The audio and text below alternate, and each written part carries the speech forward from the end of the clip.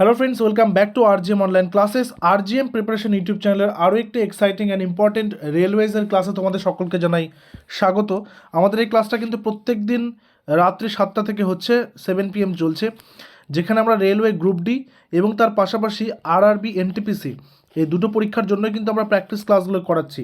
এবং তোমাদের প্রত্যেকের অবগতির জন্য জানিয়ে রাখি, আমাদের কিন্তু 7 তারিখ থেকে অর্থাৎ 7th of March থেকে রেল গ্রুপ ডির ব্যাচ নাম্বার 2 অলরেডি কিন্তু শুরু হচ্ছে। 7 তারিখ থেকে আমাদের প্রথম ক্লাস শুরু হবে এবং সেই ব্যাচে তোমরা অবশ্যই এনরোল করে নিতে পারো।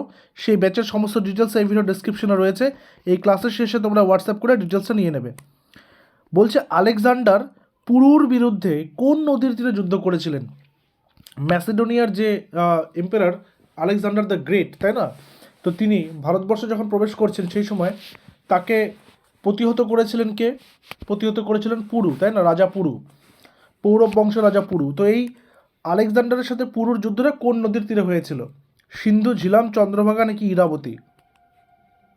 সঠিক উত্তর অপশন নাম্বার বি, ঝিলাম নদী।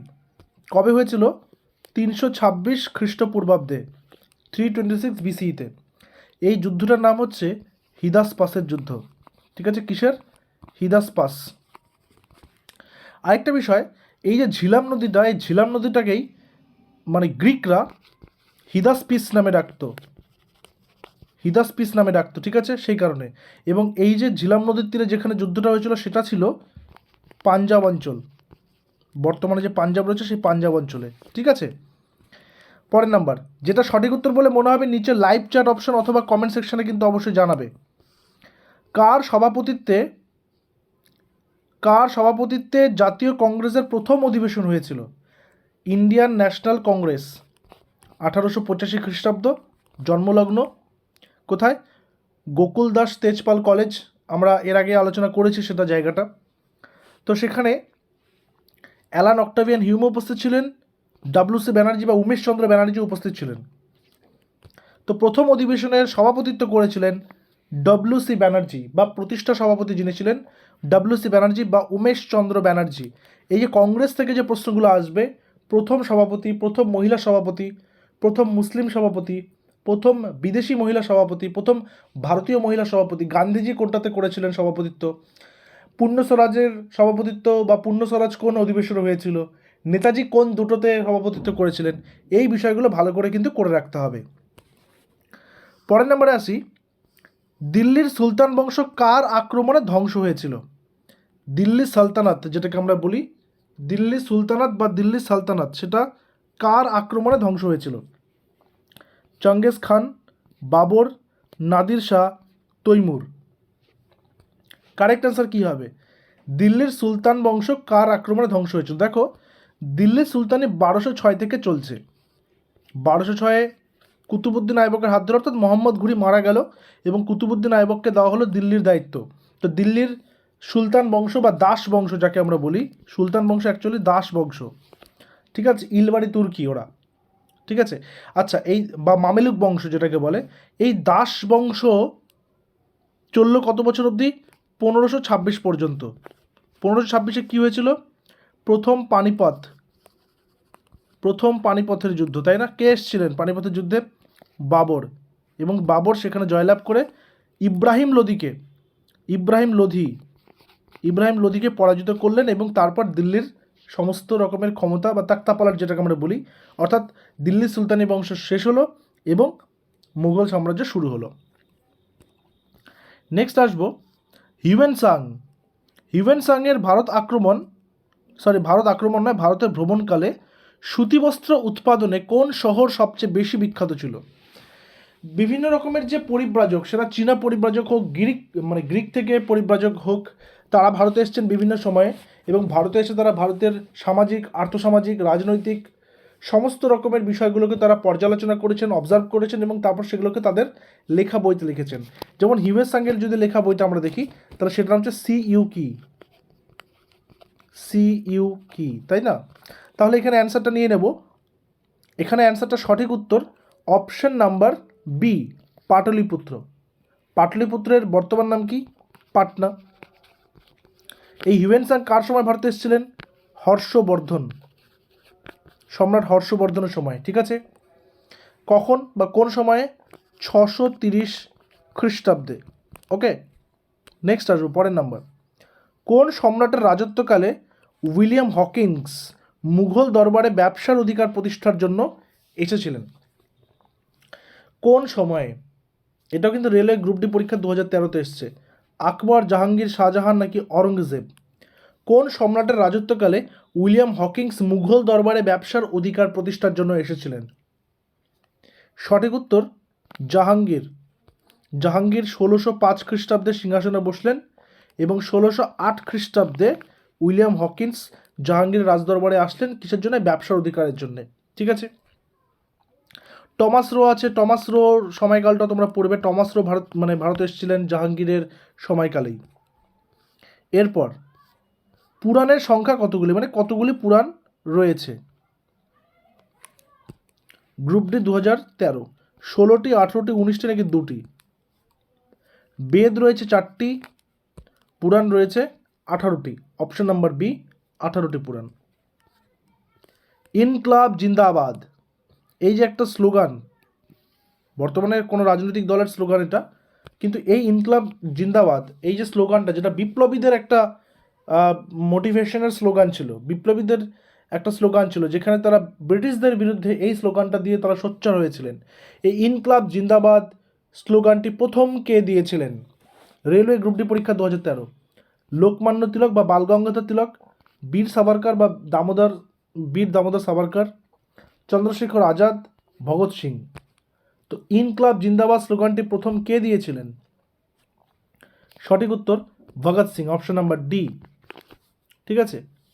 আচ্ছা, এক্ষেত্রে একটা কথা বলি, ভগৎ সিং শহীদ হয়েছিলেন, অর্থাৎ তাকে ফাঁসিতে দেওয়া হয় 1931 সালের 23 মার্চ, ঠিক আছে, 23 মার্চে। নেক্সট 83, ইয়াং বেঙ্গল আন্দোলনের নেতা কে ছিলেন? ইয়াং বেঙ্গল আন্দোলনের নেতা, railway group D 2013। Young Bengal আন্দোলনের নেতা কে ছিলেন? দ্বারকানাথ ঠাকুর, চন্দ্রশেখর দেব, ঈশ্বরচন্দ্র বিদ্যাসাগর নাকি হেনরি ভিভিয়ান ডিরোজিও? সঠিক উত্তর option number D, Henry Louis Vivian Derozio. 1826 খ্রিস্টাব্দ থেকে তিনি এই ইয়াং বেঙ্গল মুভমেন্টটা শুরু করেছিলেন বা নব্যবঙ্গ আন্দোলনটা শুরু করেছিলেন।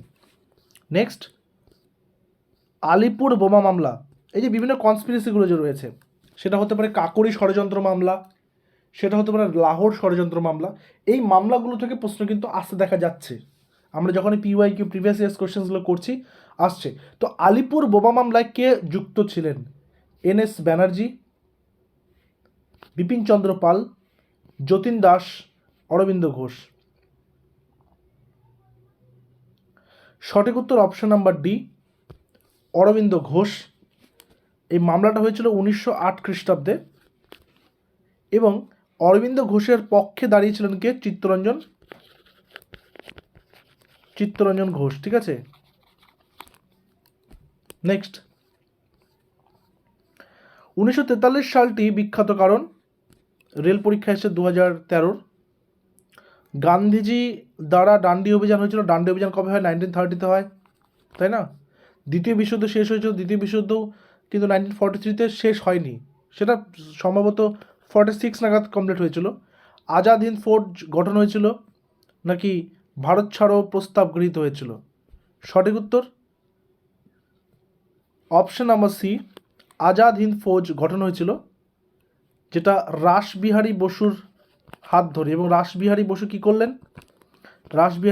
করলেন? এই মানে ইন্ডিয়ান ন্যাশনাল আর্মি, তখন একটা নাম ছিল INA, এই INA-কে সুভাষচন্দ্র বসুর হাতে তুলে দিলেন।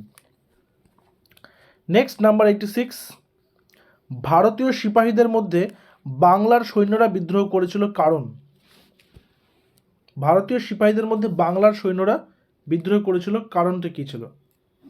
মানে ব্যারাকপুরে যে এই প্রথম, মানে ব্যারাকপুর ক্যান্টনমেন্টে যে প্রথম বিদ্রোহটা শুরু হয়েছিল, সেটা কেন হয়েছিল? চারটা অপশনের মধ্যে কোনটা সঠিক উত্তর হবে? কারেক্ট অ্যান্সার, ব্রিটিশরা বাধ্য করেছিল জন্তু চর্বি দ্বারা নির্মিত কার্তুজ ব্যবহার করতে। অর্থাৎ ব্রিটিশরা নতুন মানে ওয়েপেন্স নিয়ে আসে, যেখানে বারুদের যে কার্তুজটা সেটাকে দাঁত দিয়ে কেটে সেই বারুদটা বন্দুকে ভরতে হতো। এবার এটা চারিদিকে ছড়িয়ে যায় যে সেই কার্তুজটা গরু এবং শূকরের মানে চর্বি দিয়ে তৈরি, যাতে করে ভারতীয় হিন্দু এবং ভারতীয় মুসলিমদের ধর্মভ্রষ্ট করা যায়, এটা ব্রিটিশদের উদ্দেশ্য। এই কথাটা ছড়িয়ে যাওয়ার পর তারা কিন্তু বিদ্রোহ করেছিল।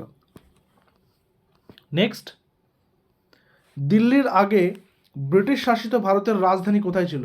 রেল গ্রুপ ডি, পরীক্ষা 2013। খুবই সহজ প্রশ্ন। দিল্লিতে 1911 সাল থেকে শুরু হয়, 1911 সাল পর্যন্ত ব্রিটিশদের রাজধানী ছিল কলকাতাতে, এবং 1911তে যেহেতু বঙ্গভঙ্গ রদ হচ্ছে, বঙ্গভঙ্গ রদের পাশাপাশি রাজধানীটাও তারা কলকাতা থেকে সরিয়ে দিল্লিতে নিয়ে যায়। নেক্সট, তোমরা আমাকে রক্ত দাও আমি তোমাদের স্বাধীনতা দেব, এটা হোমওয়ার্ক তোমাদের, এটা তোমরা করবে। Railway group D 2013। কোশ্চেনের মান তোমরা নিশ্চয়ই দেখতে পাচ্ছ, রেলওয়ে গ্রুপ ডিতে কেমন প্রশ্ন আসে।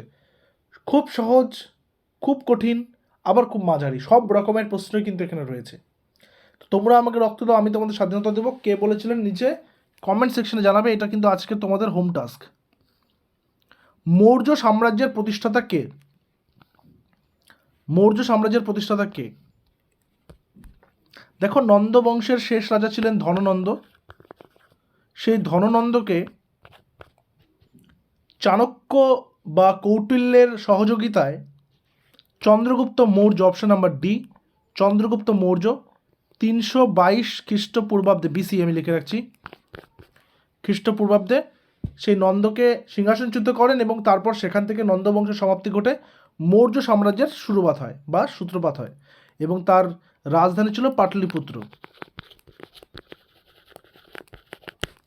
নেক্সট কোয়েশ্চেন নাম্বার 90, দিল্লি সাম্রাজ্যের প্রতিষ্ঠাতা কে? Rail group D 13। দিল্লি সাম্রাজ্যের প্রতিষ্ঠাতা কে? ইলতুৎমিশ, কুতুবুদ্দিন আইবাক, বলবন নাকি আলাউদ্দিন খিলজি? দিল্লি সাম্রাজ্যের প্রতিষ্ঠাতা কে? দিল্লি সাম্রাজ্য বলতে দিল্লি সুলতানি সাম্রাজ্যের প্রতিষ্ঠাতা কুতুবুদ্দিন আইবক। তিনি মোহাম্মদ ঘনির দাস ছিলেন, সেই জন্য তার তৈরি করা 1206 খ্রিস্টাব্দ থেকে সেই সুলতানি পিরিয়ডকে দাস বংশও কিন্তু বলা হয়। এবং তার পাশাপাশি 1526 পর্যন্ত তাদের এই সুলতানি সাম্রাজ্য চলেছিল, যদিও সেখানে অনেক বংশ পরিবর্তন হয়, বাট সাম্রাজ্যটা ছিল কিন্তু সুলতানি। ঠিক আছে, তো এই ছিল আমাদের আজকের ক্লাস, আজকের ক্লাসের প্রশ্নপত্র। এবং তোমাদের জন্য যেটা হোম টাস্ক দিলাম, যে তোমরা আমাকে রক্ত দাও আমি তোমাদের স্বাধীনতা দেবো, এটা কে বলেছেন কমেন্ট সেকশনে অবশ্যই জানাবে। দেখা হচ্ছে পরবর্তী ক্লাসে। Till then stay connected with RGM preparation YouTube channel. Thank you very much.